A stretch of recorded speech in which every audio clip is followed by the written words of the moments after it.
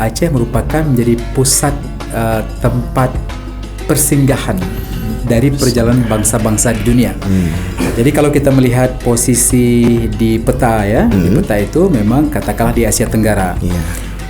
Secara Indonesia, Aceh merupakan provinsi yang paling barat dari Indonesia di Pulau Sumatera. Tetapi kalau kita melihat peta di Asia Tenggara dunia ini, Aceh ini merupakan pintu gerbang daripada Indonesia. Jadi posisinya sejak dulu sangat strategis. Artinya sebelum ada Indonesia yang dulu merupakan kerajaan-kerajaan, Aceh merupakan kerajaan yang sangat strategis untuk perjalanan lintas antar negara atau kerajaan-kerajaan lain di waktu itu. Artinya berbicara tentang Aceh memiliki sejarah yang panjang, yang begitu luas dan juga letak strategis yang luar biasa sejak dulu lagi.